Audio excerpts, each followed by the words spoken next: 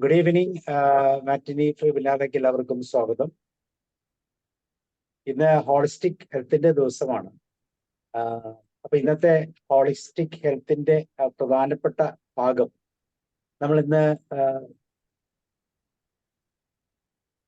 ഒരു പ്രധാനപ്പെട്ട ഒരു മെന്റൽ ഇഷ്യൂ എന്ന് പറയാൻ പറ്റില്ല, മെന്റലും ഫിസിക്കലും എല്ലാം ചേർന്ന് വരുന്ന ഡിമെൻഷ്യ എന്ന് പറയുന്ന ആ ഒരു ഇപ്പോൾ വളരെ പോപ്പുലറായിട്ട് കാണുന്ന ആ ഒരു പ്രശ്നത്തെ നമ്മൾ നോക്കിക്കാണുകയാണ്. എന്തൊക്കെയാണ് ഈ രോഗത്തിന്റെ സവിശേഷതകൾ, എങ്ങനെയൊക്കെയാണ് ഇതിനെ നമ്മൾ മാനേജ് ചെയ്യേണ്ടത്, എന്തൊക്കെയാണ് പ്രിവെന്റിംഗ് ആവേണ്ടത്, പ്രത്യേകിച്ച് പ്രായം കൂടുന്നതനുസരിച്ച് ഇതിന്റെ സാധ്യതകൾ കൂടി വരുന്നു എന്നാണ് പുതിയ കണ്ടുപിടുത്തങ്ങളെല്ലാം മനസ്സിലാക്കുന്നത്. അങ്ങനെയാണെങ്കിൽ എന്തൊക്കെയാണ് ഇതിനെക്കുറിച്ച് കൂടുതൽ നമുക്ക് അറിയേണ്ടത്, ഒരു ജനറൽ പബ്ലിക് എന്ന നിലയിൽ അറിയേണ്ടത് കാര്യങ്ങളെല്ലാം നമ്മോട് സംസാരിക്കുന്നത് ജോസഫ് ജോൺ സാറാണ്. നിങ്ങളെല്ലാവരുടെയും പേരിൽ ജോസഫ് ജോൺ സാറിനെ ഞാൻ വേദിയിലേക്ക് ക്ഷണിക്കുകയാണ്. Joseph sir, you are welcome. Thank you Sabu sir. മതിയെ സർവേശ്വരന് സ്തുതി. മാറ്റിനി ഫ്രീ വെബിനാറിന്റെ സാരഥി സാബു കേരളം സാറിനും സന്നിഹിതരായിരിക്കുന്ന എല്ലാ ഗുരുസ്ഥാനീയർക്കും സുഹൃത്തുക്കൾക്കും സ്വാഗതം. സാബു സാറിനോട് പ്രത്യേകം നന്ദി പറയാണ്. കാരണം എന്നിൽ ഇത്ര വിശ്വാസം അർപ്പിച്ചത് ഇന്ന് വിളിച്ച് ഇന്നൊരു സെഷൻ ചെയ്യാമെന്ന് ചോദിച്ച് അങ്ങനെ ഒരു ധൈര്യം കാണിച്ചതിനകത്ത് പ്രത്യേകം നന്ദി പറയുകയാണ്. Dementia awareness. എന്താണ് ഡിമെൻഷ്യ? അതിൻ്റെ ഇപ്പോഴത്തെ സാഹചര്യങ്ങൾ എന്തൊക്കെയാണെന്ന് നമുക്ക് നോക്കാം. ഈ ലോകത്ത് അനേകം പേരാണ് മറവി രോഗം എന്ന അവസ്ഥയിലേക്ക് നടന്നുകൊണ്ടിരിക്കുന്നു. അറിഞ്ഞോ അറിയാതെയോ എന്ന് വേണം പറയാം. ദിനം തോറും അവരുടെ എണ്ണം ഏറി വരുന്നു. അതിൻ്റെ തോതും ആ വർധനവിൻ്റെ തോതും കൂടിക്കൊണ്ടിരിക്കുകയാണ് എന്ന് പഠനം പറയുന്നു. ഓർമ്മ മൊത്തം നഷ്ടമാകുന്ന അവസ്ഥയെക്കുറിച്ച് ചിന്തിക്കാൻ പോലും പറ്റില്ല, അല്ലെ? അവരുടെ നിസ്സഹായാവസ്ഥ.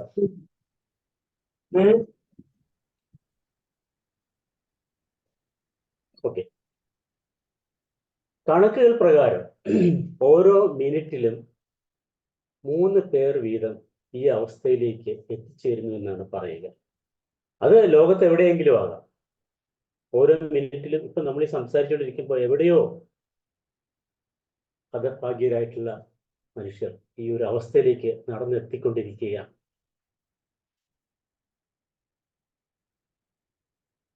ഓരോ വർഷവും 10 മില്യൺ കേസസ് ആണ് ഇന്ത്യയിൽ ഉണ്ടാകുന്നത്. അപ്പോൾ അതിൻ്റെ ഒരു എന്താണ് ഗൗരവം ഒന്ന് മനസ്സിലാക്കി ഒന്ന് ചിന്തിച്ചു നോക്കാം. മറവി രോഗത്തിനുള്ള സാധ്യത ഇപ്പോൾ മുൻപത്തേക്കാൾ കൂടുതലാണ്. മറവി രോഗത്തെ കുറിച്ചുള്ള അവയർനെസ് നമുക്ക് വേണോ? തീർച്ചയായും വേണം. വളരെ പ്രാധാന്യമുള്ള ഒരു കാര്യമാണത്. എല്ലാവരും ഈ വിഷയത്തിൽ ബോധമുള്ളവരാകേണ്ടതുണ്ടോ? ഈ മറവി രോഗത്തെക്കുറിച്ച് കുട്ടികൾ എന്തിനാ അറിയുന്നത്? അറിയേണ്ട കാര്യമുണ്ടോ? ഒന്ന് പറയാമോ?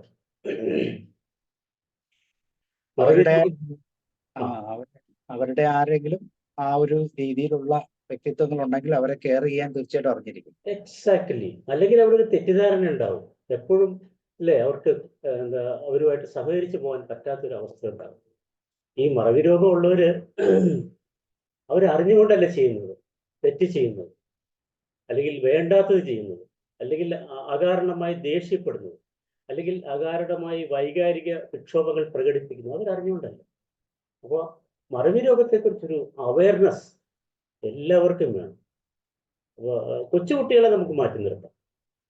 ഒരു എന്താ പറയുക, തിരിച്ചറിവായിട്ടുള്ള ഒരു ഹൈസ്കൂൾ തലം തൊട്ടുള്ള കുട്ടികൾക്ക് തീർച്ചയായും മറവി രോഗത്തെക്കുറിച്ച്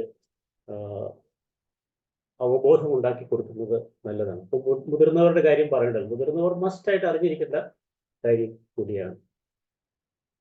ഇന്ന് ജീവിതം നയിക്കുന്നതിന് ഞാൻ PPT ഷെയർ ചെയ്തോട്ടെ. PPT ഉണ്ടെന്ന് പറഞ്ഞു. എന്തെങ്കിലും ഡിഫിക്കൽറ്റി ഉണ്ടെങ്കിൽ സാർ എന്നെ സഹായിക്കുമല്ലോ? തീർച്ചയായും നോക്കൂ.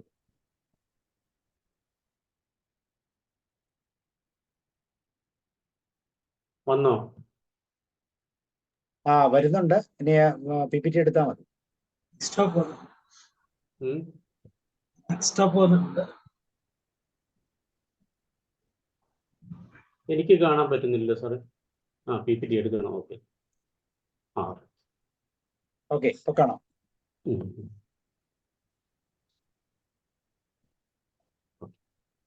അപ്പൊ നമ്മള് ഇൻട്രൊഡക്ഷനിലൂടെയാണ് കടന്നു പോകുന്നത്. സ്പെല്ലിംഗ് കറക്റ്റ് ആണ് സാർ, ഡിമെൻഷ്യ എന്നുള്ളത്. അതെ അതെ.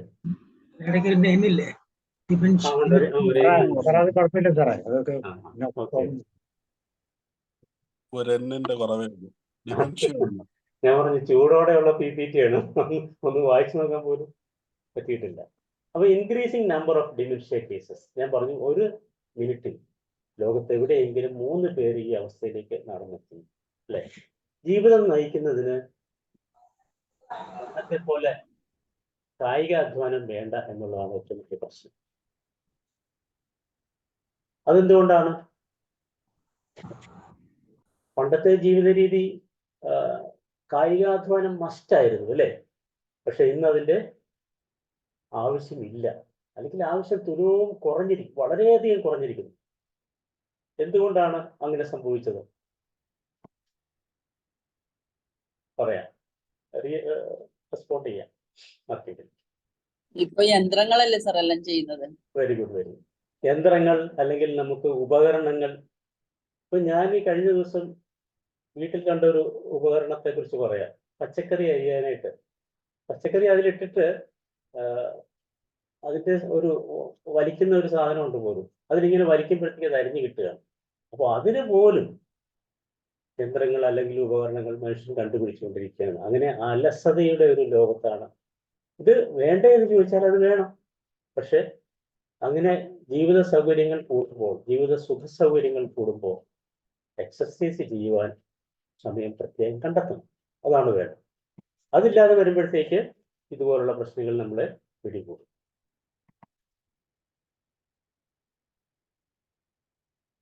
Our body is meant for moving. നമ്മുടെ ബോഡി ഉദ്ദേശിക്കപ്പെട്ട കൈയും കാലും അല്ലെ ഒക്കെ തന്നിരിക്കുന്നത് എവിടെയെങ്കിലും ചടഞ്ഞിരിക്കാനോ കിടന്നുറങ്ങാനോ വേണ്ടി മാത്രമല്ല, നടക്കാൻ, അധ്വാനിക്കാൻ ഒക്കെയാണ്. പക്ഷെ അതിനെ ഓവർകം ചെയ്യുന്ന രീതിയിലുള്ള കാര്യങ്ങൾ മനുഷ്യൻ നമ്മൾ കണ്ടുപിടിച്ചു. അങ്ങനെ ഇപ്പോൾ എല്ലാവരും അലസരായിരിക്കുകയാണ്, അല്ലെങ്കിൽ കായിക അധ്വാനം തീരെ കുറഞ്ഞ വ്യക്തികളാണ് എന്നാണ് നമുക്ക് ഇപ്പോൾ കാണാൻ സാധിക്കും. എല്ലാത്തിനും വിലയാകുന്നത് അലസത തന്നെയാണ്, മടിയാണ്. കുട്ടികൾ പറയും വായിച്ചാൽ തലയിൽ കയറുന്നില്ല, ഓർമ്മയിൽ നിൽക്കുന്നില്ല എന്നൊക്കെ. പക്ഷെ അവർ എത്രമാത്രം അല്ലെങ്കിൽ എത്ര സമയം ശ്രദ്ധയോടെ ഇരുന്ന് പഠിക്കുന്നു.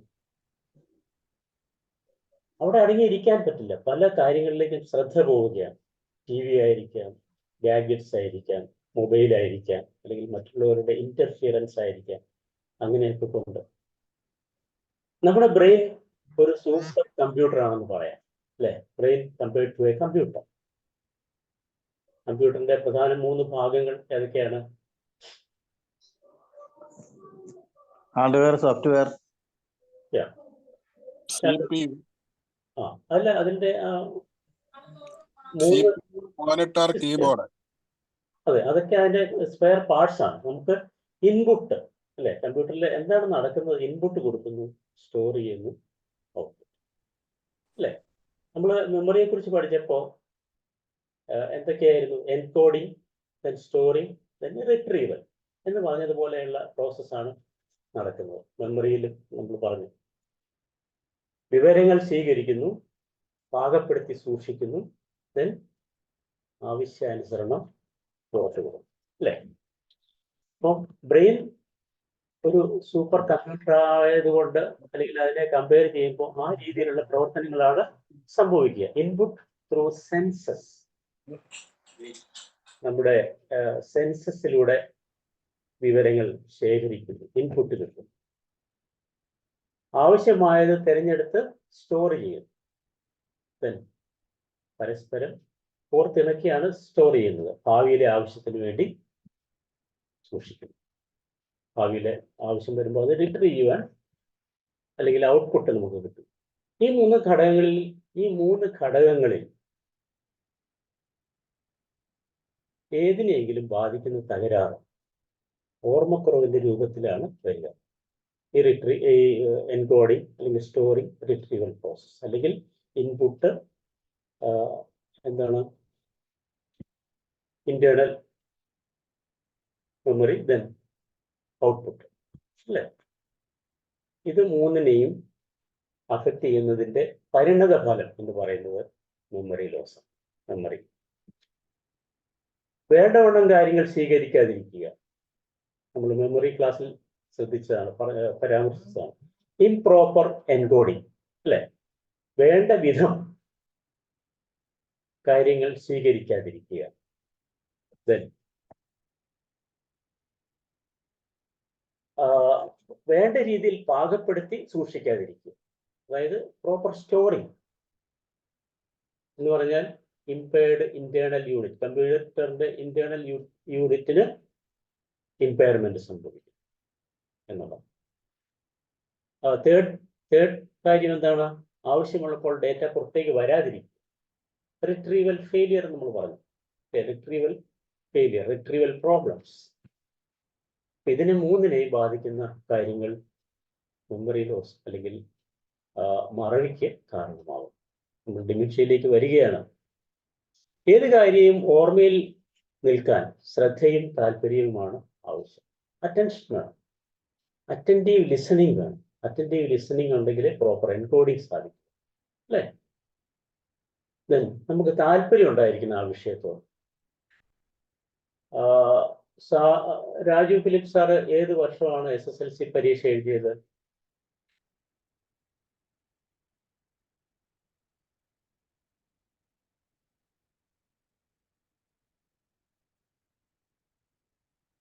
അൺമ്യൂട്ട് ചെയ്ത് പറയാമോ? സാർ മ്യൂട്ടാണ്. SSLC പരീക്ഷ എഴുതിയ വർഷമാണോ? അതെ അതെ അതെ, 1971. 1971. മമ്മൂട്ടി ഏത് വർഷമാണ് SSLC പരീക്ഷ എഴുതിയത്?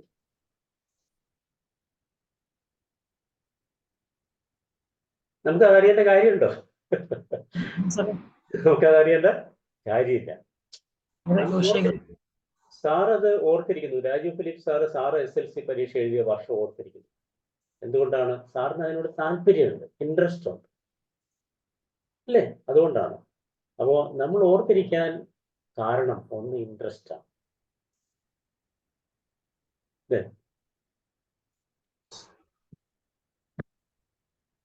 ഏത് വർഷമാണ് നമ്മുടെ രാജ്യത്തിന് സ്വാതന്ത്ര്യം ലഭിച്ചത്?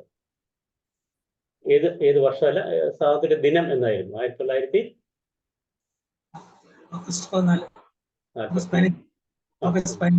ഓഗസ്റ്റ് 15.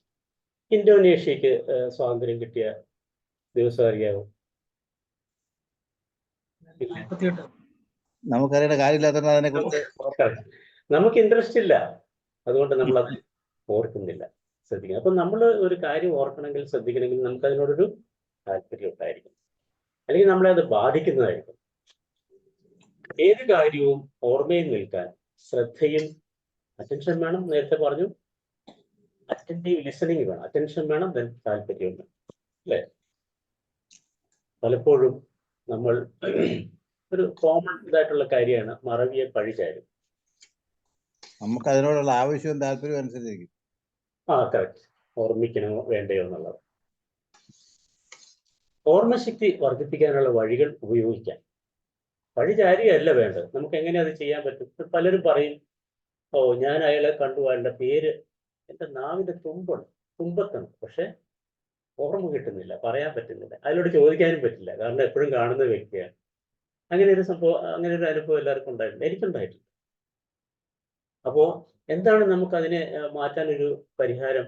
അദ്ദേഹവുമായിട്ട് സംസാരിക്കുമ്പോൾ അല്ലെങ്കിൽ മറ്റുള്ളവരോട് സംസാരിക്കുമ്പോൾ അവരുടെ പേര് പറഞ്ഞ് സംസാരിക്കും.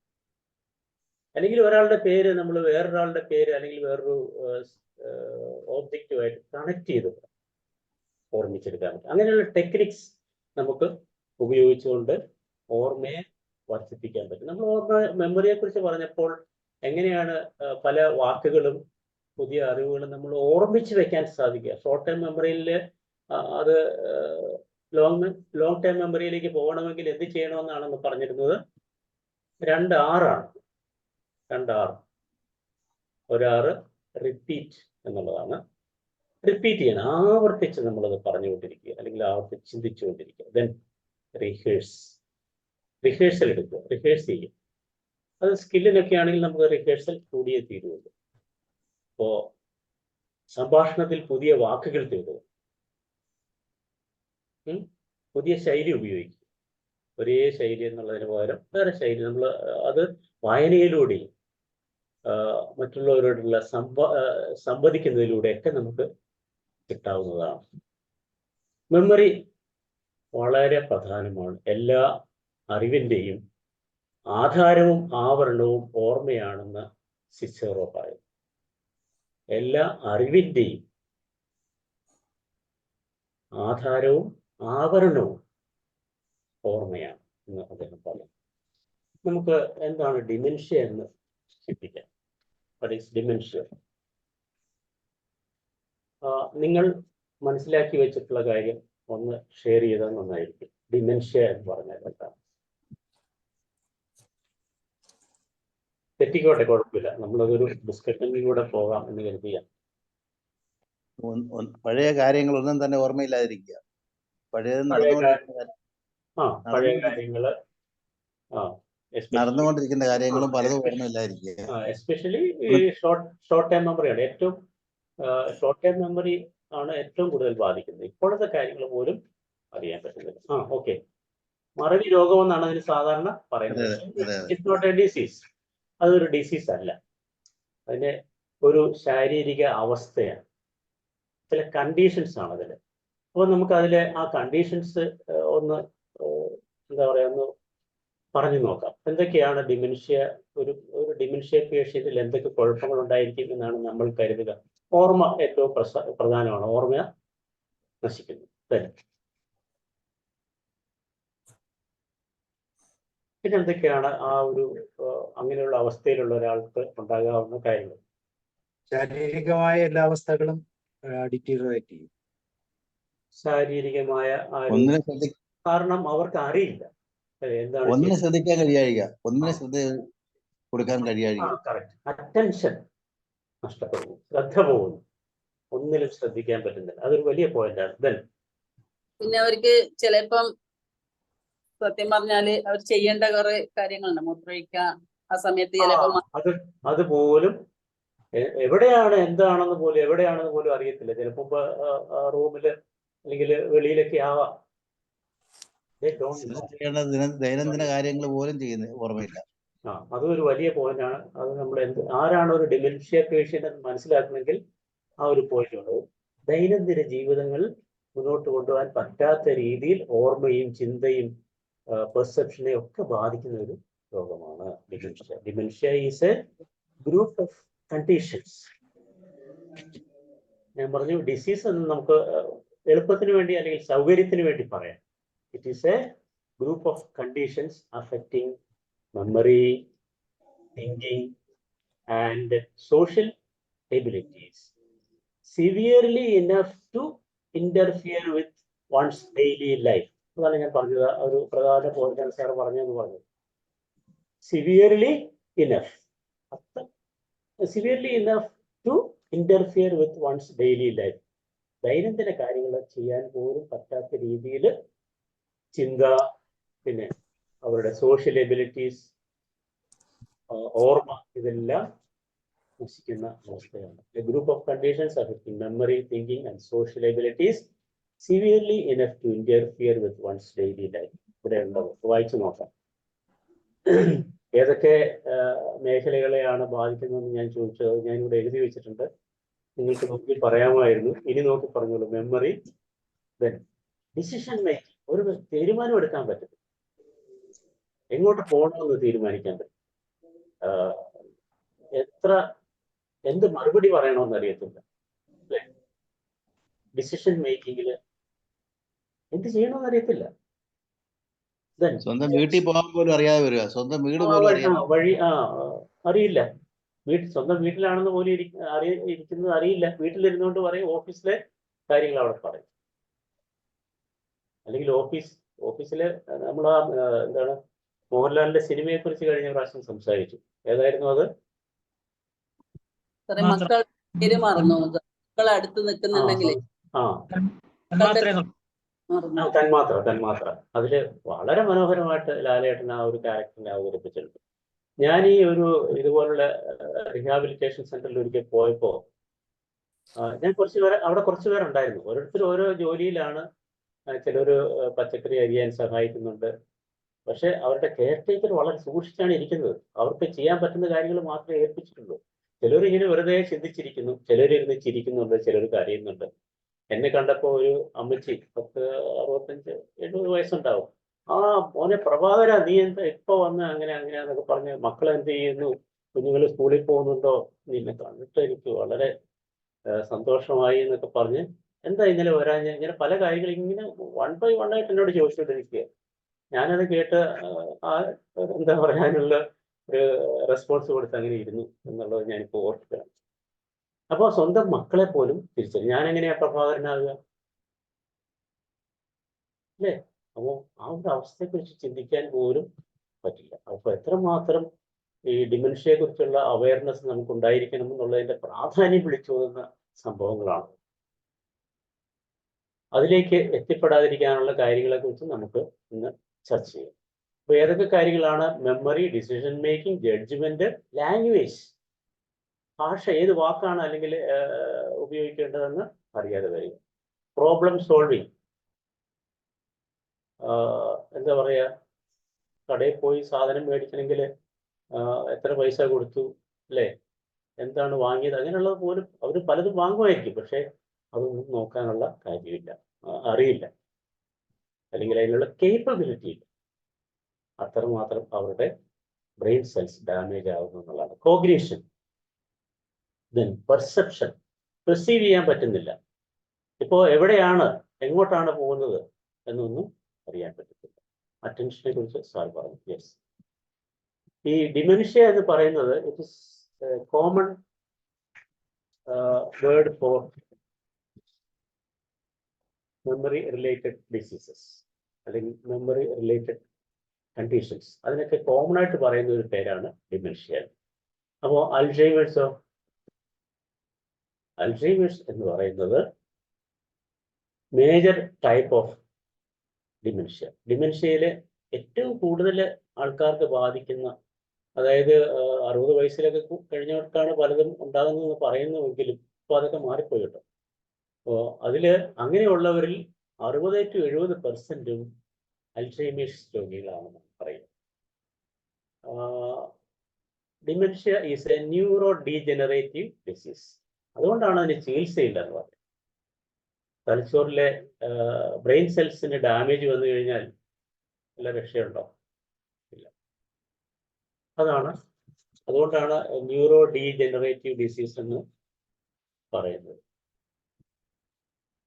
Dementia is a broad category of chronic progressive brain disease that reduce cognitive abilities and functional capacities. Some medical interventions may temporarily improve or delay symptoms.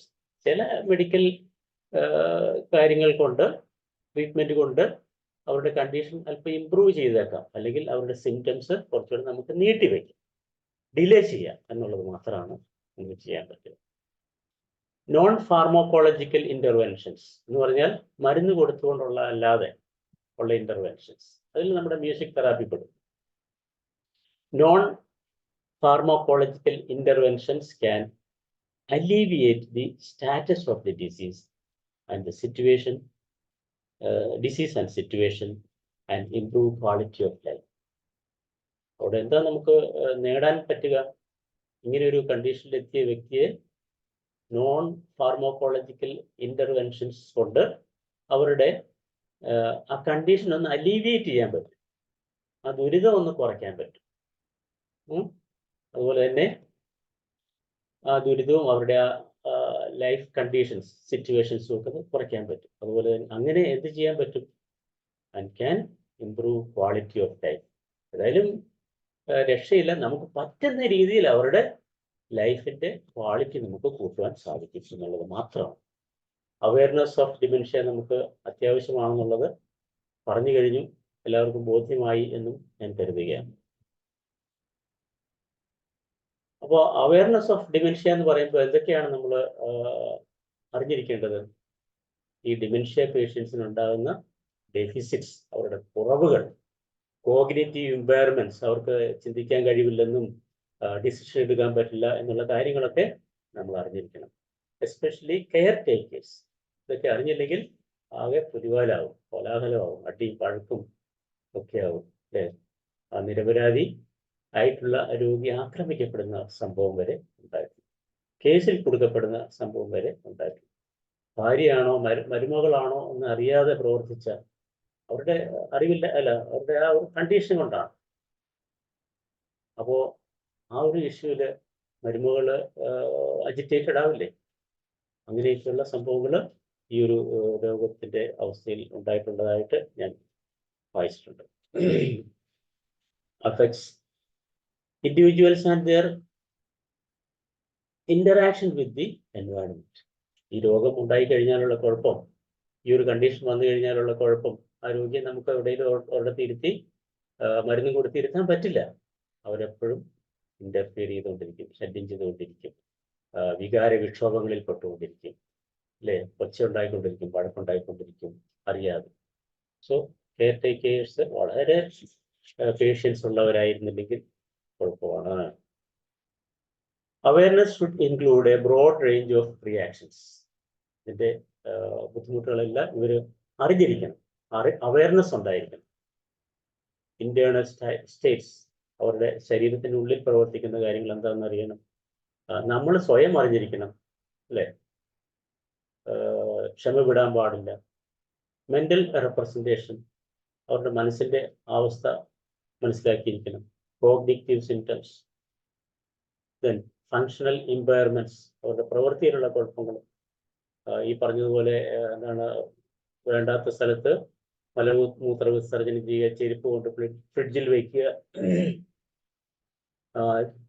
ചെരുപ്പ് ആണെന്ന് അവരറിയുന്നില്ല, ഫ്രിഡ്ജിൽ കൊണ്ടുവയ്ക്കുക, അങ്ങനെയൊക്കെയുള്ള മിസ്പ്ലേസിങ്ങും ഇങ്ങനെയുള്ള സംഭവങ്ങളും ഒക്കെ ഡിമെൻഷ്യ പേഷ്യൻസിൽ നമുക്ക് കാണാൻ പറ്റും. ഇതെല്ലാം നമ്മൾ അറിഞ്ഞിരിക്കണം. എന്ത് ചെരുപ്പ് ഇവിടെ കൊണ്ട് വെച്ചു എന്ന് ചോദിച്ച് അവരെ അടിക്കാനോ ആക്രോശിക്കാനോ ചെല്ലുന്നതിൽ യാതൊരു അർത്ഥവും ഇല്ല എന്നുള്ളതാണ് ഈ ഉദാഹരണങ്ങൾ പറഞ്ഞതിൻ്റെ അർത്ഥം. ഈ പെട്ടെന്ന് രോഗത്തിലേക്ക് വരികയാണ്. ഇതൊരു പ്രോഗ്രസീവ് ഡിസീസ് അല്ലെങ്കിൽ പ്രോഗ്രസീവ് കണ്ടീഷൻ, ഫിസിക്കൽ കണ്ടീഷനാണ്, ഒരു മനോരോഗമോ ഒന്നുമല്ല. ഞാൻ പറഞ്ഞു ഡിസീസ് പോലും അല്ല, ഒരു അവസ്ഥയാണ്, ഇറ്റ്സ് എ കണ്ടീഷൻ. അപ്പോൾ അതിന് പല സ്റ്റേജ് ഉണ്ട്. തുടക്കത്തിൽ നമ്മളത് കണ്ടുപിടിച്ചു കഴിഞ്ഞാൽ നമുക്കത് പ്രിവെന്റ് ചെയ്യാം ഒരു പരിധി വരെ, ദെൻ പ്രൊലോങ് ചെയ്യാം കുറേ കാലത്തേക്ക് എന്നുള്ളതൊക്കെയാണ് അതിൻ്റെ ഗുണങ്ങൾ. അവരുടെ പേഴ്സണാലിറ്റി ട്രേറ്റ്സിനെ കുറിച്ച് അറിഞ്ഞിരിക്കണം. അവയർനെസ്സിൽ എങ്ങനെയാണ് അവരുമായിട്ട് സഹകരിച്ച് പോകാമെന്നുള്ളത് മനസ്സിലാക്കണം. ചിലർക്ക് പാട്ടൊക്കെ ഇഷ്ടമാണെങ്കിൽ നമുക്ക് ആ ഒരു ടൂൾ ഉപയോഗിക്കാം. അല്ലെങ്കിൽ അവരെ പരിചരിക്കുന്ന അല്ലെങ്കിൽ സ്നേഹപ്രകടനങ്ങൾ ഇഷ്ടമാണെങ്കിൽ നമുക്ക് ആ ടൂൾ ഉപയോഗിക്കാം. മ്യൂസിക് വളരെയധികം പ്രയോജനപ്പെടുന്നുണ്ടെന്നുള്ളത് നമ്മൾ അടുത്ത ഞായറാഴ്ച സംസാരിക്കുന്നതായിരിക്കും. പാസ്റ്റ് എക്സ്പീരിയൻസ് ഒക്കെ കൊണ്ട് നമുക്ക് അവയർനെസ് കൊണ്ടുവരാൻ.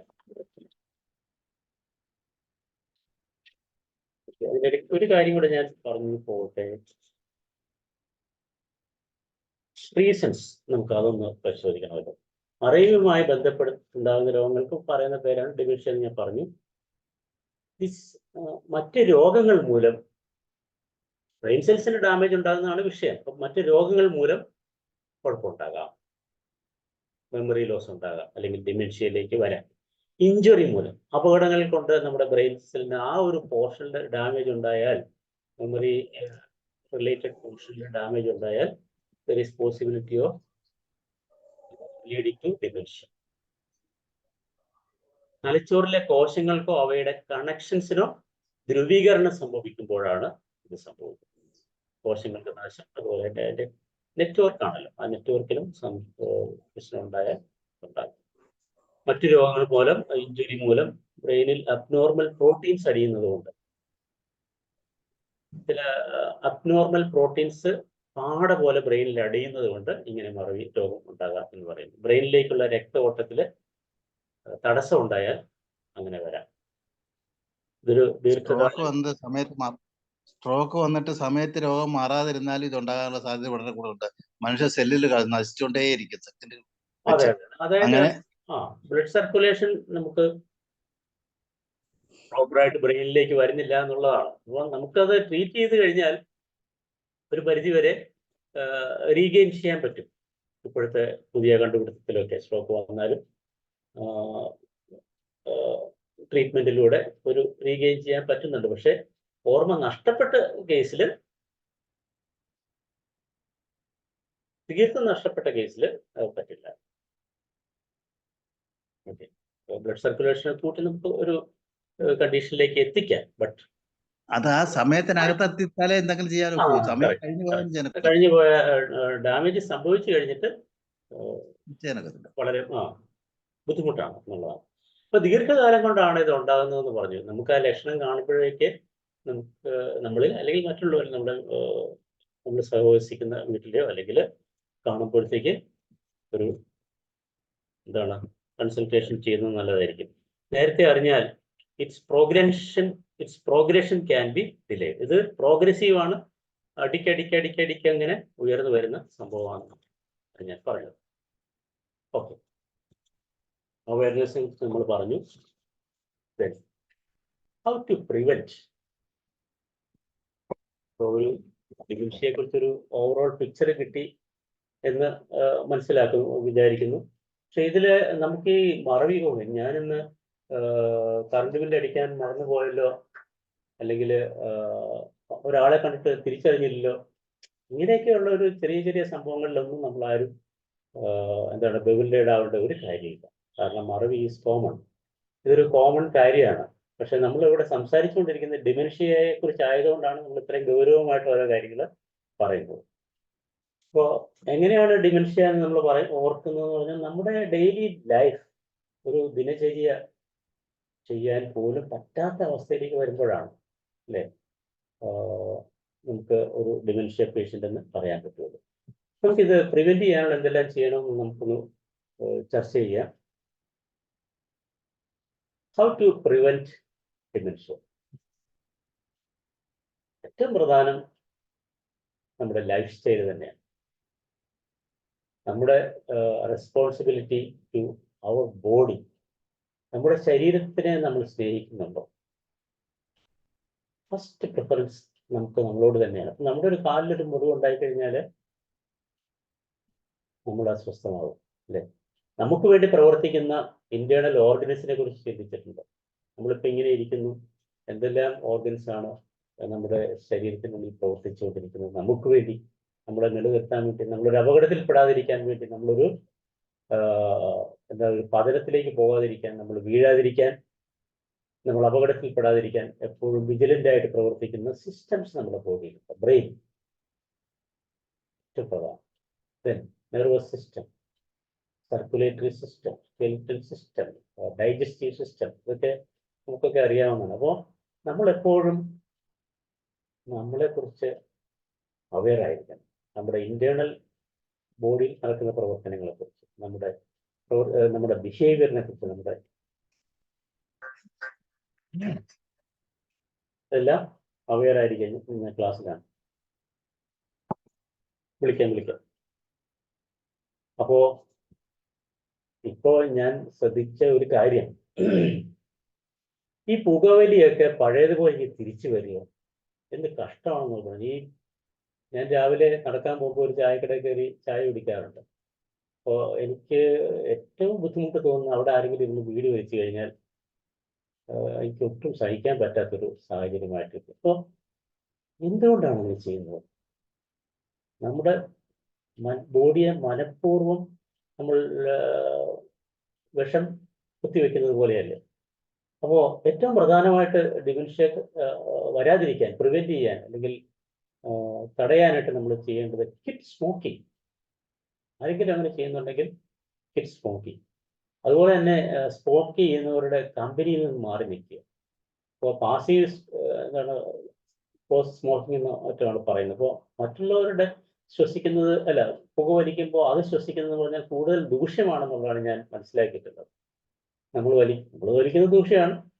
അപ്പോൾ കിഡ് സ്മോക്കിംഗ് കിൽസ് ന്യൂറോൺസിനെ കൊല്ലുന്നു എന്നുള്ളതാണ് നമ്മൾ മനസ്സിലാക്കേണ്ടത്. ഈ പുകവലിക്കാരിലും ഡിമെൻഷ്യയുടെ സാധ്യത എന്ന് പറയുന്നത് കണ്ടിന്യൂസ് ആയിട്ട് വലിക്കുന്നവരുടെ അവർക്ക് സാധ്യത സാധാരണക്കാരിൽ നിന്നും 80% ആണ് കൂടുതൽ ഡിമെൻഷ്യ വരെ. സ്മോക്കിംഗ് കിൽസ് ന്യൂറോൺസ്, ഞാൻ പറഞ്ഞു. ബ്രെയിൻ സെൽസിനെ അഫക്റ്റ് ചെയ്യുന്ന ഒരു ദുശീലമാണ് smoking. Second one, stay active. നിങ്ങൾക്ക് പറയാനുള്ളത് പറയാൻ കേട്ടോ, എന്തൊക്കെയായിരിക്കാം. ഞാൻ അതിനുശേഷം നമുക്ക് ഇതിലേക്ക് പോകാൻ തോന്നുന്നു. കാരണം ഇതൊരു അവയർനെസ് ക്ലാസ് ആയതുകൊണ്ട് എങ്ങനെയൊക്കെ നമുക്ക് പ്രിവെന്റ് ചെയ്യാം. പക്ഷേ പറയുമ്പോൾ ഒത്തിരി ദീർഘമായിട്ട് സംസാരിക്കരുത്, പോയിന്റ്സ് മാത്രം പറയുക. Okay, thank U.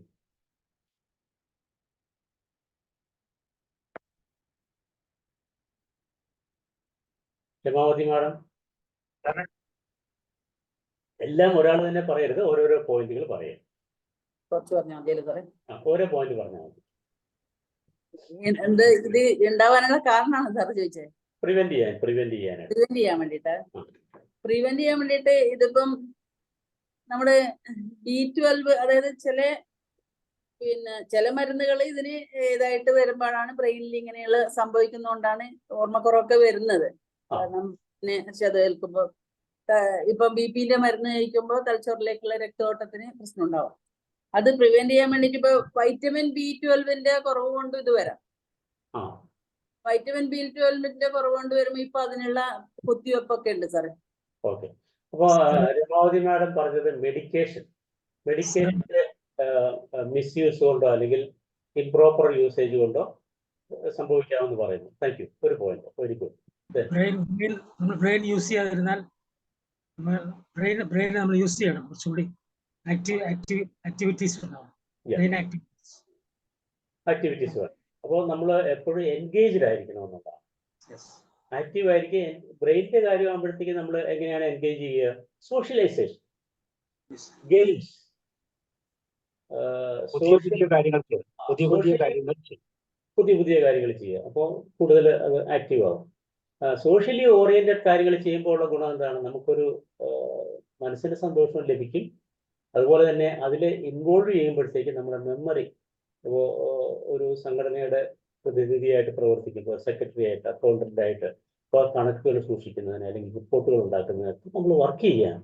അപ്പോൾ ബ്രെയിൻ അങ്ങനെ വർക്ക് ചെയ്യണം എന്നുള്ളതാണ് രാജു സാർ പറഞ്ഞത്. ആക്റ്റീവായിട്ട്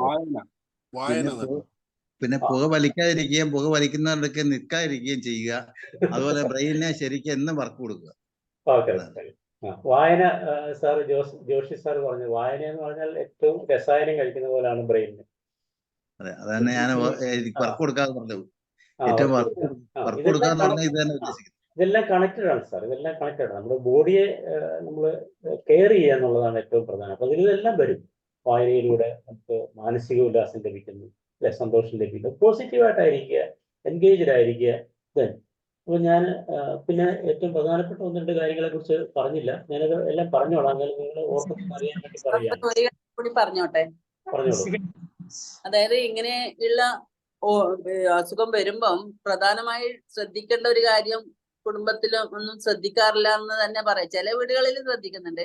ഇങ്ങനെ വരുമ്പോ തന്നെ ഓർമ്മക്കുറവ് എന്ന് പറയുമ്പോൾ നമ്മൾ ബ്രെയിനുമായിട്ട് കണക്ട് ചെയ്യുന്നതാണല്ലോ. അപ്പൊ CT MRI പോലത്തെ സ്കാൻ ഉടനടി ചെയ്ത് നോക്കണം ഇവർക്ക് എന്തെങ്കിലും പ്രശ്നം ഉണ്ടോ എന്നുള്ളത്.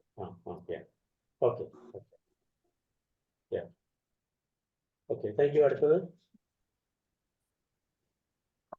വേറെ നിങ്ങൾ ചിന്തിച്ചു നോക്കിയിട്ട് എന്തൊക്കെയായിരിക്കാം. അപ്പൊ ഞാൻ കണ്ടിന്യൂ ചെയ്തോട്ടെ. Stay active. സാർ പറഞ്ഞു ബ്രെയിനിലേക്കുള്ള ബ്ലഡ് ഫ്ലോ അങ്ങനെ ചില യോഗ കൊണ്ടൊക്കെ സാധിക്കും. Yoga correct. Exercise very important. Exercise അത് യോഗയും കൂടെ ഉൾപ്പെടുത്തിയിട്ടുള്ളതാണെങ്കിൽ അതിൽ ഗുണമുണ്ട്. അപ്പോൾ സ്റ്റേ ആക്റ്റീവ്, അതാണ് സാർ പറഞ്ഞ point. Physical inactivity is a cause. Physical inactivity ഒരു പ്രധാന കാരണമാണ്. അതുകൊണ്ട് no work, no exercise means blood circulation is disrupted. Physical ആക്ടിവിറ്റിയോട് ഇപ്പം കറുകപ്പുല്ലും കൂടെ കൊടുക്കുക, കറുകപ്പുല്ലിന് നീരും കൂടെ കൊടുക്കുക ഏറ്റവും നല്ലത്. അതേക്കുറിച്ച് എനിക്കറിയില്ല. അപ്പോൾ ഫിസിക്കൽ ആക്ടിവിറ്റി, വർക്ക് ചെയ്യുക, എക്സസൈസ് ചെയ്യുക എന്ന് പറഞ്ഞാൽ നമ്മുടെ ബ്ലഡ് സർക്കുലേഷൻ നന്നായി നടക്കുന്നു എന്നുള്ളതാണ്. അപ്പം ഈ പറയുന്ന വിഷയങ്ങൾക്ക് കടന്നു വരാൻ പറ്റില്ല, ഡിമെൻഷ്യയൊക്കെ മാറി നിൽക്കും എന്നുള്ളതാണ്. Get involve in activities. Social isolation, മാറി നിൽക്കുക എന്നുള്ളത് നമുക്ക് പറ്റില്ല. അതുകൊണ്ട് എന്ത് ചെയ്യണം? സോഷ്യൽ ഇടപെടുക. പിന്നെ മറ്റുള്ളവർ ആക്റ്റീവ് ആക്കണം, മറ്റുള്ളവർ ശ്രമിച്ച് ആക്റ്റീവ് ആക്കണം ആളെ. ആക്റ്റീവ് ആക്കണം. അല്ല, നമ്മളിപ്പോ ഇവിടെ പ്രിവെന്റ് ചെയ്യാനുള്ള കാര്യങ്ങൾ, നമ്മൾ ചെയ്യേണ്ട കാര്യങ്ങളാണ് ഇപ്പൊ പറഞ്ഞുകൊണ്ടിരിക്കുന്നത്. നമ്മൾ എങ്ങനെയായിരിക്കണം എന്നുള്ളതാണ്. നമ്മൾ ചെയ്യുമ്പോ ഒരു കാര്യം കൂടി പറഞ്ഞു ഞാൻ അവസാനം. കാരണം നമ്മളിപ്പം കൂട്ടുകുടുംബത്തിലുള്ള കാരണവന്മാരൊന്നും അധികം വിദ്യാഭ്യാസം ഇല്ലാത്തവരായിരിക്കും സാറേ. നല്ലോണം നമ്മളെല്ലാം നോക്കി വളർത്തിയവരായിരിക്കും മക്കളെല്ലാം. അത് കഴിഞ്ഞ് അവരുടെ ലൈഫ് പിന്നെ എല്ലാവരുടെ കയ്യിലും ഇങ്ങനെ സെൽഫോണും ഇതെല്ലാം ആകുമ്പോ എല്ലാരും അങ്ങോട്ട് മാറി നിൽക്കുമ്പോ ഇവർ ഒറ്റപ്പെടുന്നു സാറേ. ആ ഒറ്റപ്പെടുന്ന കാര്യത്തിൽ ഇവരോട് സംവദിക്കാനോ സംസാരിക്കാനോ ഇവരെ ഒന്ന് ശുശ്രൂഷിക്കാനോ ഒന്നിനും ആള് അടുത്ത് പോകുന്നില്ല. അതാണ് നമ്മൾ പറഞ്ഞ സോഷ്യലൈസേഷൻ. ബന്ധപ്പെട്ടുകൊണ്ടിരിക്കുന്നു, ബന്ധങ്ങൾ വേണം അല്ലേ? Avoid engage in social activities. അപ്പോൾ അങ്ങനെ ആകുമ്പോൾ ബ്രെയിൻ വർക്ക് ചെയ്യും. ബ്രെയിൻ വർക്ക് ചെയ്യുമ്പോഴത്തേക്ക് ആക്റ്റീവായിട്ട് നിൽക്കും, ബ്ലഡ് സർക്കുലേഷൻ എല്ലാം ഉണ്ടാകും. ദെൻ നല്ല ഹെൽത്ത് മെയിൻറ്റെയിൻ ചെയ്യണം, ഗുഡ് ഹെൽത്ത് വേണം. അതിന് BP, കൊളസ്ട്രോൾ അങ്ങനെയുള്ള കാര്യങ്ങളൊക്കെ നിയന്ത്രണത്തിൽ നിർത്തുക. ഏറ്റവും പ്രധാനപ്പെട്ട ഒരു കാര്യത്തെക്കുറിച്ച്, 2 കാര്യങ്ങളെക്കുറിച്ച് നിങ്ങൾ പരാമർശിച്ചതായിട്ട് കാണുന്നില്ല, ഞാൻ പറയാം. ഈറ്റ് വെൽ, ഭക്ഷണം. ഇപ്പോഴത്തെ ഈ ഭക്ഷണ രീതിക്കും അതുപോലെ തന്നെ ഭക്ഷണ ഐറ്റംസിനും ഒക്കെ വലിയൊരു പ്രശ്നമുണ്ട് ഇതിനകത്ത്. ഒരു പങ്ക് ഉറക്കവും നന്നായിട്ട് ഉറങ്ങുക. അതാണ് ഞാൻ രണ്ടാമത്തെ പറയാൻ വന്നത്. Sleep well, eat well and sleep well. ഭക്ഷണത്തെ കുറിച്ച് നമ്മൾ എന്തൊക്കെയാണ് ശ്രദ്ധിക്കേണ്ടത്? നല്ല ഭക്ഷണക്രമം ഉണ്ടായിരിക്കണം, തോന്നിയ പോലെ ആവരുത്. യൂസ് ധാരാളം പച്ചക്കറികൾ ഉപയോഗിക്കണം. പച്ചക്കറികൾ, നട്ട്സ്, ബീൻസ്, ധാന്യങ്ങൾ, മത്സ്യം നല്ലതാണ്, ഒലീവ് ഓയിൽ നല്ലതാണ്. ഈ പ്രോസസ്ഡ് ഫുഡ് ഉണ്ട്, ടിൻ ഫുഡ്, അങ്ങനെയുള്ളതൊക്കെ അവോയ്ഡ് ചെയ്യുകയോ ലിമിറ്റ് ചെയ്യുകയോ ചെയ്യണം. ദെൻ ഫാസ്റ്റ് ഫുഡ് അവോയ്ഡ് ചെയ്യുക ഓർ ലിമിറ്റ്. ഇന്നിപ്പോ നമ്മൾ സാധാരണ കാണുന്നത്, ഈ ക്ലാസ് ഒക്കെ കഴിഞ്ഞാണെങ്കിലും, അല്ല എന്നെ കുറിച്ചല്ല ഞാൻ പറഞ്ഞ കേട്ടോ, ഇതുപോലുള്ള പരിപാടിയിലൊക്കെ പങ്കെടുത്ത് തിരിച്ചു പോകുമ്പോഴത്തേക്ക് മന്തിയും മേടിച്ചുകൊണ്ടായിരിക്കും പോകുന്ന ഒരു ശീലമാണ് ഇപ്പൊ കേരളത്തിൽ കാണുന്നത്. എന്ത് മന്തിയാ? കുഴിമന്തി. ഫാസ്റ്റ് ഫുഡ് കഴിച്ചാൽ ഫാസ്റ്റായിട്ട് ജീവൻ പോകുന്നു. Very good. ഒരു പ്രായമായി കഴിഞ്ഞാല് മറ്റുള്ളവരെ പോലില്ല, അവരെ ഫുഡ് കഴിക്കുന്നതിനെ പറ്റിയിട്ട് നമുക്കൊരു ഡയറ്റീഷ്യന്റെ സഹായം തേടാം. ഓക്കെ. അല്ല, നമ്മളുടെ കാര്യമാണ്, നമ്മൾ രോഗികളുടെ കാര്യമല്ല ഇപ്പൊ സംസാരിക്കുന്നത്. നമ്മൾ രോഗിയാകാതിരിക്കാനുള്ള കാര്യമാണ് നിങ്ങൾ വിട്ടുപോകുന്നത്. രോഗിയെ വിടുക, നമ്മള് രോഗിയാകാതിരിക്കാനുള്ള കാര്യങ്ങളാണ് ചർച്ച ചെയ്യുക. അപ്പം നല്ല വെജിറ്റബിൾസ് കഴിക്കുക, ധാന്യങ്ങൾ, beans, olive oil, processed food കഴിക്കാതിരിക്കുക, fast food. Prevention is better than cure. നമ്മൾ ആ ഭക്ഷണത്തിന്റെ കാര്യം ചിന്തിക്കുമ്പോൾ ഒരു കാര്യം ഓർത്താൽ മതി. അതായത് ഞാൻ കഴിക്കുന്ന ഭക്ഷണം എൻ്റെ ഹൃദയത്തിനോ അല്ലെങ്കിൽ എൻ്റെ തലച്ചോറിനോ ഹാനി കഴിക്കുമോ എന്ന് മനസ്സിലായോ? Use foods that are helpful to heart and brain. ഹാർട്ടിനും ബ്രെയിനിനും സ്വീകാര്യമായ ഫുഡായിരിക്കണം, മനസ്സിലായോ എന്ന് ചിന്തിച്ചാൽ മതി. അജിനോമോട്ടോ എന്നൊക്കെ പറയുന്നത് അത് നമ്മുടെ തലച്ചോറിന്റെ രസമുകുളങ്ങളെ കബളിപ്പിക്കുന്ന സാധനമാണ്. നല്ല ടേസ്റ്റ് തോന്നും, പക്ഷെ അത് ആക്ച്വലി ടേസ്റ്റ് അല്ല. നമ്മുടെ ബ്രെയിനെ കബളിപ്പിച്ചുകൊണ്ടുള്ള ഒരു കാര്യമാണത് എന്നുള്ളത് തിരിച്ചറിയുക. അതുകൊണ്ട് അങ്ങനെയുള്ള കൃത്രിമ ഭക്ഷണങ്ങളിലേക്കൊക്കെ പോകാതിരിക്കുക എന്നുള്ളതാണ്. Sleep well. എത്ര മണിക്കൂറാണ് ഒരു ദിവസം ഒരു പ്രായപൂർത്തിയായ വ്യക്തി ഉറങ്ങേണ്ടത്? 6 മണിക്കൂർ.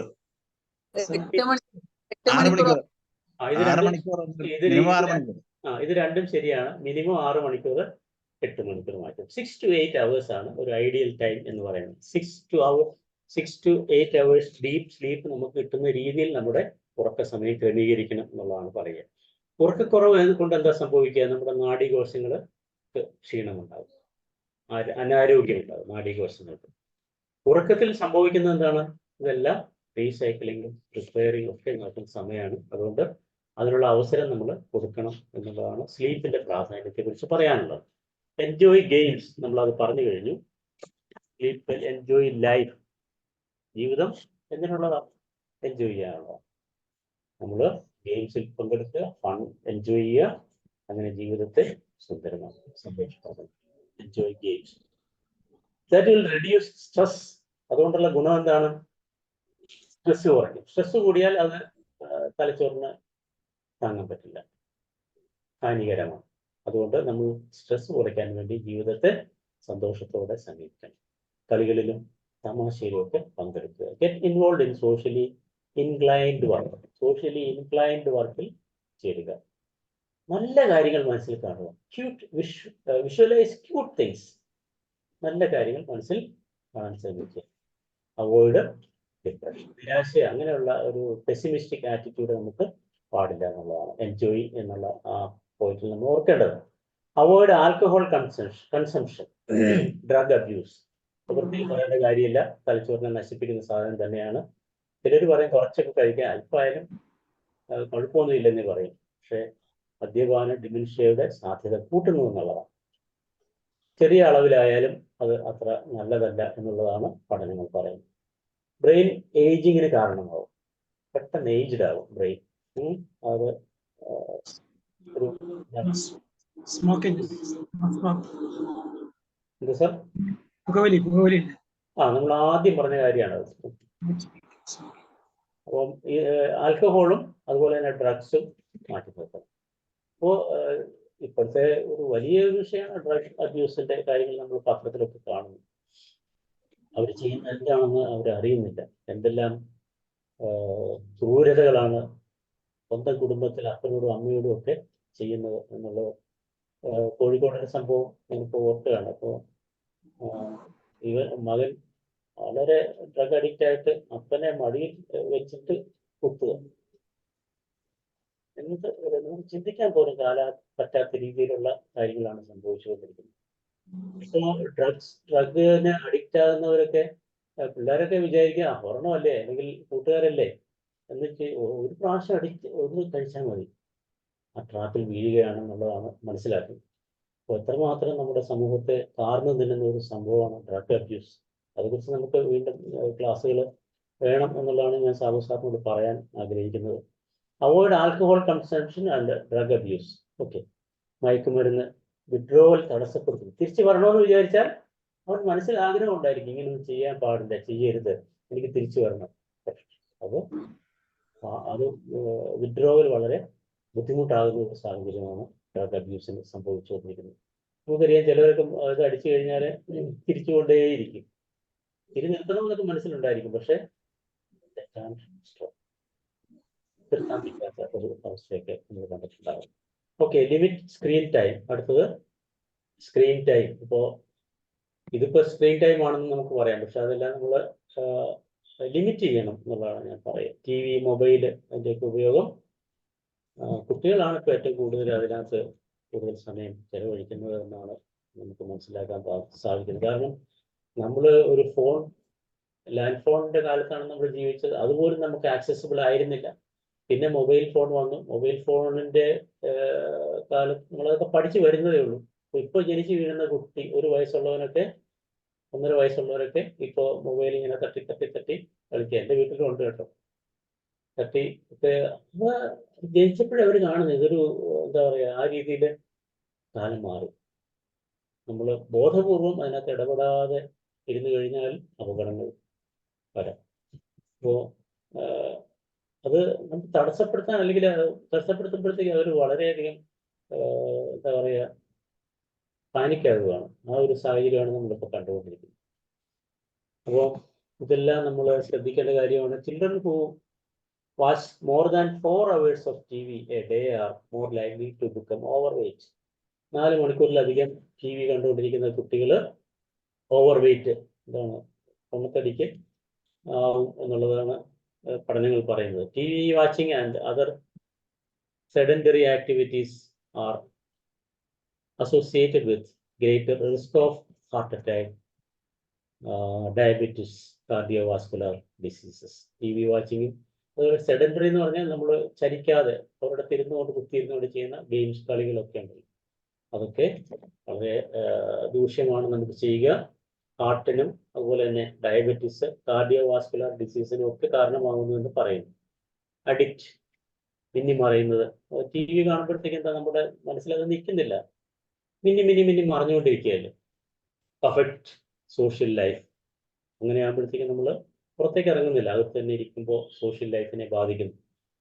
Last point, cultivate good habits. ഇതിനൊക്കെ ഈ ഒരു പോയിന്റ് തന്നെ എടുത്താൽ മതി. Cultivate good habits, be positive. Good habits, change your habits to change your life. Change your habits to change your life. നമുക്ക് നല്ല ഹാബിറ്റ്സ്, രാവിലെ ഉണരുന്ന ഹാബിറ്റ്, വായന എന്നുള്ളത്, പിന്നെ മ്യൂസിക് പാടുകയോ പാട്ട് കേൾക്കുകയോ മ്യൂസിക്കുമായിട്ട് ബന്ധപ്പെടാം.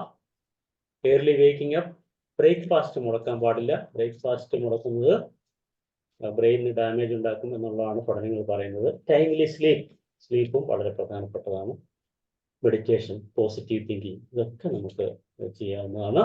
പ്രാക്ടീസ് ടൈനി ചേഞ്ചസ്, ചെറിയ ചേഞ്ചസ് വരുത്തിക്കൊണ്ട് അതിന് റിമാർക്കബിൾ റിസൾട്ട്സ് കിട്ടും എന്ന് അറിയാം. ഓക്കെ, എനിക്ക് 8:15 ക്ലാസ് ഉണ്ട്. No treatment to cure.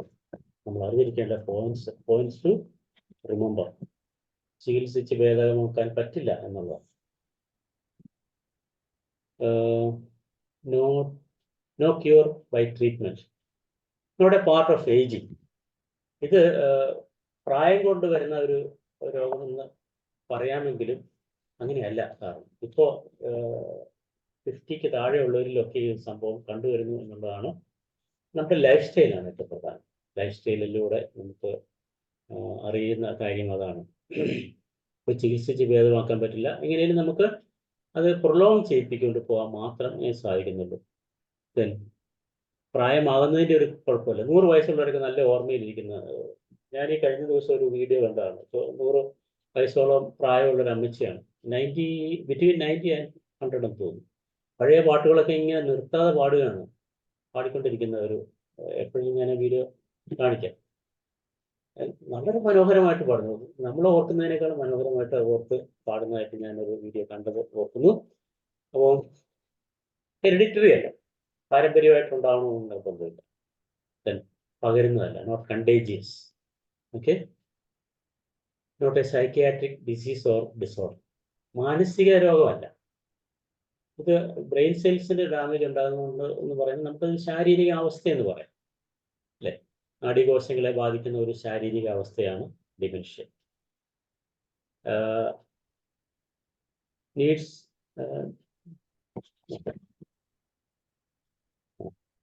പൂർണ്ണമായും ചികിത്സ ഭേദമാക്കാനാകാത്ത ഈ അവസ്ഥയിൽ എത്തിച്ചേരാതിരിക്കണമെങ്കിൽ നേരത്തെ തന്നെ ജീവിതചര്യയും ഭക്ഷണക്രമവും ക്രമീകരിച്ച് പ്രതിരോധിക്കുകയാണ് വേണ്ടത്. ഭേദമാക്കാനാവില്ല, നമുക്ക് വൈകിപ്പിക്കാൻ മാത്രമേ സാധിക്കുകയുള്ളൂ. ഡിമെൻഷ്യ ബാധിതരോടുള്ള സമൂഹത്തിന്റെ കാഴ്ചപ്പാടിൽ അപലഷണീയമായ മാറ്റങ്ങൾ ഉണ്ടാകണം. ഡിമെൻഷ്യ ബാധിച്ച് എന്തെങ്കിലും കാട്ടിക്കൂട്ടുന്നവരോട് സമൂഹം വളരെ ക്രൂരമായിട്ടാണ് സമീപിച്ചുകൊണ്ടിരുന്നത്. അതിലൊക്കെ ഒരു സോഷ്യൽ ഇൻവോൾവ്മെന്റ് വേണമെന്നാണ്, ഗവൺമെന്റ് ഇൻവോൾവ്മെന്റ് വേണമെന്നാണ് ഇപ്പോൾ കുറച്ചൊക്കെ ബോധവൽക്കരണമൊക്കെ നടക്കുന്നുണ്ട്. ഗവൺമെന്റും ചില പകൽ വീടുകളോ അങ്ങനെയൊക്കെയുള്ള സംഭവങ്ങളൊക്കെ ചെയ്യുന്നുണ്ടെന്നുള്ളതാണ്. പക്ഷെ അതൊന്നും പോരാ. അതിനൊരു അർഹിക്കുന്ന പ്രാധാന്യം നമ്മൾ കൊടുക്കുന്നുണ്ടോ എന്നുള്ളത് ചിന്തിക്കണം. ഓർമ്മകൾ മരിക്കുമോ, ഓളങ്ങൾ നിലയ്ക്കുമോ? ഓർമ്മകൾ മരിക്കുമോ, ഓളങ്ങൾ നിലയ്ക്കുമോ? വയലാർ എഴുതിയതാണ്. ഓർമ്മകൾ മരിച്ചാൽ ഓളങ്ങൾ നിലയ്ക്കും അല്ലേ?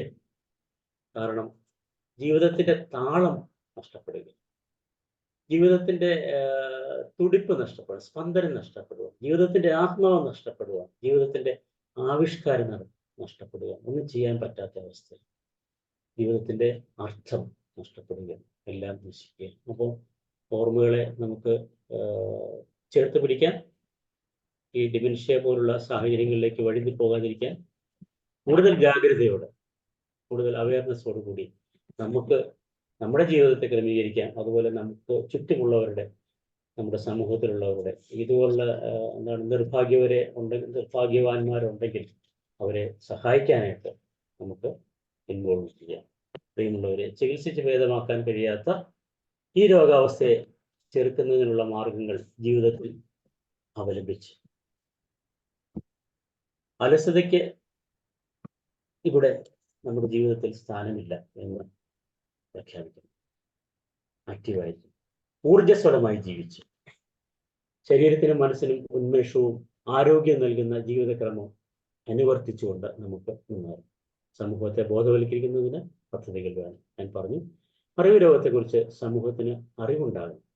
കുട്ടികൾ ഉൾപ്പെടെയുള്ള എല്ലാവരും ഡിമെൻഷ്യ ബാധിതരായ ഹതഭാഗ്യരെ അകറ്റി നിർത്താതെ ചേർത്ത് നിർത്താനുള്ള ശ്രമങ്ങളിൽ പങ്കാളികളാണ്.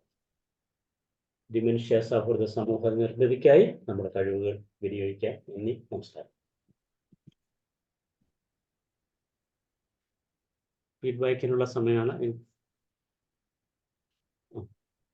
Okay sir, thank you very much. ഏറ്റവും സീരിയസ് ആയിട്ട് നമ്മൾ പ്രത്യേകിച്ച് പ്രായത്തിലേക്ക് കടന്നു വരുമ്പോൾ ശ്രദ്ധിക്കേണ്ട ഒരു രോഗമാണ്. ആ രോഗം എന്ന് പറയാൻ പറ്റുന്ന അവസ്ഥയാണെന്ന് കൃത്യമായിട്ട് പറഞ്ഞു.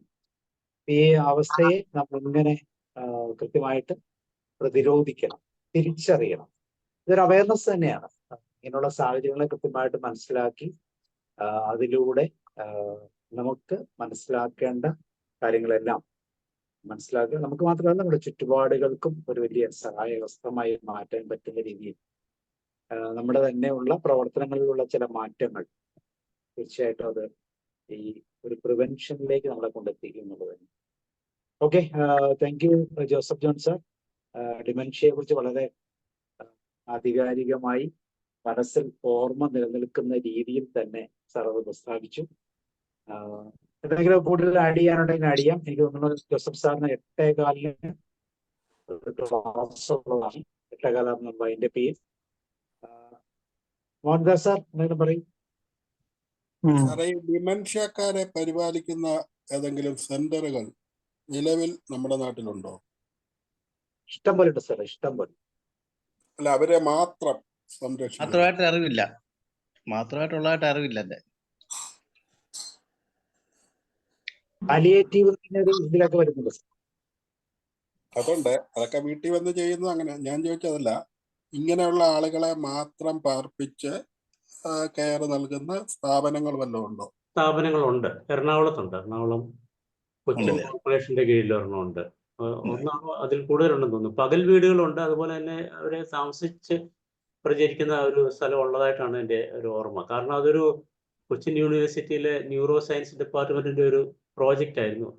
അതിന്റെ കെയർ ഓഫിൽ ചില സെന്ററുകളുണ്ട്. അതേക്കുറിച്ച് കൂടുതൽ വേണമെങ്കിൽ ഞാൻ അന്വേഷിച്ച് പറയാം. പെയ്ഡ് ആയിട്ടോ പെയ്ഡ് അല്ലാതെയോ ഒക്കെ? പെയ്ഡായിട്ടും പെയ്ഡ് അല്ലാതെയും ഉണ്ട്. പെയ്ഡ് ആയിട്ടാണെങ്കിൽ കുറച്ചുകൂടെ ഇതായിരിക്കും. പെയ്ഡ് അല്ലാത്തതിന് അതിൻ്റെതായിട്ടുള്ള ഇതൊരു വലിയ ക്യാമ്പയിനായിട്ട് ഇതിന്റെ ആ ഡേറ്റിനോട് അനുബന്ധിച്ച് ചെയ്യാറുണ്ട്. തിരിച്ച് കൂടെ നിൽക്കുന്നവർക്ക് എല്ലാവിധ ട്രെയിനിങ് കൊടുക്കുക എന്നുള്ളതാണ് ഇതിനകത്ത് ഏറ്റവും അഭിലഷണീയമായ കാര്യം. രോഗിയെ സംബന്ധിച്ചുള്ള അദ്ദേഹത്തിന് ഒന്നും ചെയ്യാൻ പറ്റത്തില്ല. കൂടെ മനസ്സിലുണ്ടാവുന്ന ഒരു അവസ്ഥാഭേദം ആയതുകൊണ്ട് ആള് കൂടെ എപ്പോഴും വേണം. അദ്ദേഹത്തിന്റെ കൂടെ എപ്പോഴും ഒരാളുണ്ടായിരിക്കണം. അല്ലെങ്കിൽ എന്ത് ചെയ്യുന്നത് അവർക്കറിയാം. നമ്മുടെ നാട്ടിലെ ഏറ്റവും വലിയൊരു പ്രോബ്ലം അതാണല്ലോ, വീടുകളിൽ ആളില്ലല്ലോ.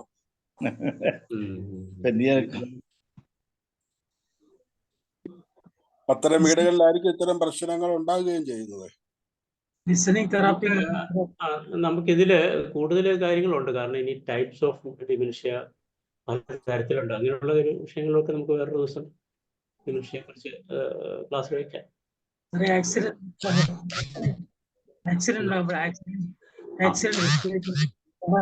അപകടത്തില് സംഭവിക്കാറുണ്ട്. അത് ചെറുപ്പക്കാർ പോലും സംഭവിക്കുന്നുണ്ട്. നമ്മുടെ ഇന്നലെ എന്ന സിനിമ നമ്മുടെ അതിനകത്ത് ശോഭനയ്ക്ക് ആ നിമിഷം മുതൽ പുറകിലോട്ടുള്ള കാര്യങ്ങളെല്ലാം മറന്നുപോകും. അത് ഡിമെൻഷ്യ സർ, അതൊരു അത് നമ്മള് മെമ്മറിയുടെ ക്ലാസ്സിനെ കുറിച്ച് സംസാരിച്ചു, ഫൊർഗെറ്റിങ്ങിനെ കുറിച്ച് പറഞ്ഞപ്പോൾ ഫൊർഗെറ്റിങ്ങിന്റെ ക്ലാസ്സിൽ നമ്മളിവിടെ ചർച്ച ചെയ്തതാണ്. അതായത് ഒരു സംഭവത്തിന് മുമ്പ് ഉള്ള കാര്യങ്ങൾ അല്ലെങ്കിൽ പിന്നീടുള്ള കാര്യങ്ങൾ ഓർമ്മയെ ബാധിക്കുന്ന കാര്യം. ഇപ്പോൾ ഒരു ഉദാഹരണത്തിന് ഞാനൊരു ഉദാഹരണം പറയാം. അതായത് ഇപ്പൊ എന്താ പറയാ, ആടുജീവിതം എന്നുള്ള സിനിമ കാണുന്നുണ്ടല്ലോ അല്ലെ, എല്ലാവരും പോയി കാണുന്നുണ്ട്. പക്ഷെ ഈ നോവല് വായിച്ചിട്ട്, അതായത് ഒരു പ്രീ സംഭവമാണ് നോവൽ വായിച്ചു എന്നുള്ളത്. അതിനുശേഷം നമ്മളിപ്പോൾ സിനിമ കാണുമ്പോഴത്തേക്ക് അത് ഇന്റർഫിയർ ചെയ്യും. അങ്ങനെ നമ്മുടെ മെമ്മറിയെ അല്ലെങ്കിൽ ഇന്റർഫിയർ ചെയ്യുന്ന ഒരു സംഭവമായിട്ട് തന്നെ ഒരു ഉദാഹരണമായിട്ട് ഞാൻ പറയുകയായിരുന്നു. പക്ഷെ ഈ നോവൽ വായിക്കാതെ പോയൊരു സിനിമ, ആ സിനിമ കാണുന്നവർക്ക് കൂടുതൽ എൻജോയ് ചെയ്യാൻ പറ്റും അല്ലേ? അല്ലെങ്കിൽ മറ്റേ ഒരു ക്വസ്റ്റ്യനിങ് ഇടയ്ക്കിടയ്ക്ക് ഇങ്ങനെയാണോ? ഇനി അടുത്ത ഇതാണ് എന്നുള്ള ഒരു ധാരണയുണ്ടാവും. അതെ അതെ, ഒരു ഇന്റർഫിയറൻസ് എന്ന് പറയാം, ഇന്റർഫിയർ ചെയ്യും.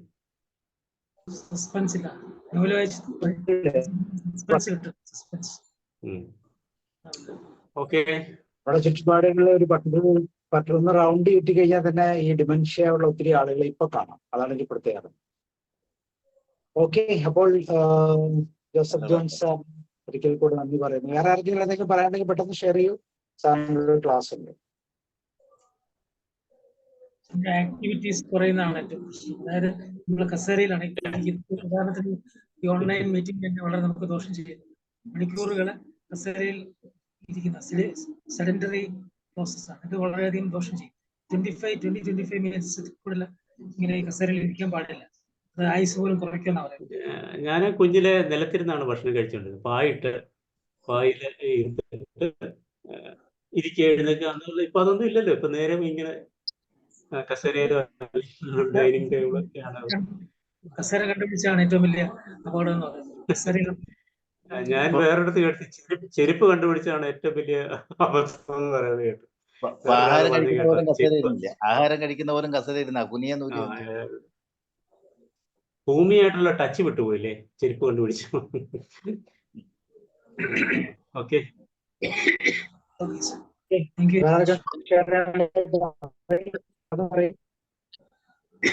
ഇതിന്റെ അടുത്ത ക്ലാസ് ഉണ്ടോ സാറേ? ഇതിന്റെ കണ്ടിന്യൂഷൻ ഉണ്ടോ? എന്തോ ഇതിന്റെ കണ്ടിന്യൂഷൻ ഉണ്ടോ? വേറെ ടോപ്പിക് ഉണ്ടോ? കണ്ടിന്യൂഷൻ നമുക്ക് ഇതിൽ റിലേറ്റ് ചെയ്ത ടോപ്പിക് ഉണ്ടാവും. കാരണം ഇനി പറയാത്ത ഒത്തിരി കാര്യങ്ങൾ സയന്റിഫിക് ആക്കാം അല്ലെ? സയന്റിഫിക് ആയിട്ട് ന്യൂറോ സയൻസുമായിട്ട് കണക്ട് ചെയ്ത് നമുക്ക് പറയാം. ന്യൂറോ സയൻസിൽ ഒത്തിരി കണ്ടുപിടുത്തങ്ങളും റിസർച്ചുകൾ നടന്നുകൊണ്ടിരിക്കുന്ന ഒരു മേഖലയാണ് ഈ ഓർമ്മയെ കുറിച്ചുള്ള സംഭവം.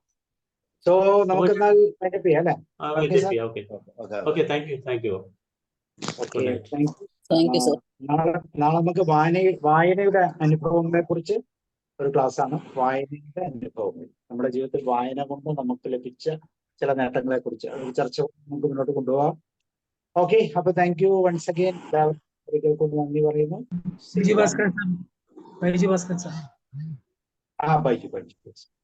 ഒരുപാട് വായിക്കുന്ന വ്യക്തിയാണ്. വായനയിലൂടെ കടന്നു പോകുമ്പോൾ ഉണ്ടാകുന്ന നമ്മൾ പോലും അറിയാതെ ഉണ്ടാകുന്ന ചേഞ്ചസിനെ കുറിച്ചൊക്കെ ഒരു പുസ്തകം വായിച്ചിട്ട് വീണ്ടും ആ പുസ്തകം ഒന്നുകൂടെ വായിക്കുമ്പോൾ ആ ചേഞ്ച് കൃത്യമായിട്ട് നമുക്ക് ഫീൽ ചെയ്യും. ഒത്തിരി പുസ്തകങ്ങൾ കണ്ടിന്യൂസ് ആയിട്ട് വായിക്കുന്നവർക്ക് നമ്മളെ ചില പ്രസംഗങ്ങൾ ശ്രദ്ധിച്ചാൽ മതി. ചില പ്രസംഗങ്ങൾ പറയുമ്പോൾ തന്നെ നമ്മൾ ചില ബുക്കുകളിലേക്ക് കടന്നു പോകുന്നതാണ്. ആ ബുക്കിൽ നിന്ന് കുറച്ച് സാധനം എടുത്തോണ്ട് വരും അല്ലെ രാജീവ് ഫിലിപ്പ് സാറ്? കുറെ കോട്സ് ഒക്കെ എടുത്തോണ്ട് വരും. നല്ല അപ്പൊ ആ ഒരു സിസ്റ്റം അത് നമ്മളെ എത്രമാത്രം നമ്മുടെ ലൈഫിനെ ഇൻഫ്ലുവൻസ് ചെയ്യുന്നുണ്ട് എന്നുള്ളതാണ് നാളെ നമ്മൾ പരിശോധിക്കുന്നത്. അപ്പൊ നിങ്ങളുടെ എല്ലാ വായന അനുഭവങ്ങൾ ചേർത്ത് വെച്ചോളൂ. വായിച്ച അനുഭവങ്ങൾ നമ്മുടെ ജീവിതത്തിൽ പകർത്തിയിട്ടുള്ള ആ മാറ്റങ്ങളെ കൃത്യമായിട്ട് നമുക്കൊന്ന് ചർച്ചയിലൂടെ നമ്മുടെ ജീവിതത്തിലേക്ക് കൊണ്ടുവരാം. ഇത് മറ്റുള്ളവർക്ക് അതൊരു പ്രചോദനമാകും. ഏറ്റവും കൂടുതൽ ഇൻഫ്ലുവൻസ് ചെയ്ത ബുക്കുകൾ, അത് നമ്മൾ ഉണ്ടാക്കിയ ചേഞ്ചസ്, ഒരുപക്ഷെ ഒരു ജീവിതം തന്നെ മാറ്റിമറിച്ച ചില അവസരങ്ങൾ ഉണ്ടായേക്കാം. അപ്പൊ അങ്ങനെയുള്ള ചില സംഭവങ്ങളെ നമുക്കൊന്ന് കോർത്തിണക്കാം നാളെ. Okay, thank you and good night. See you. Sir.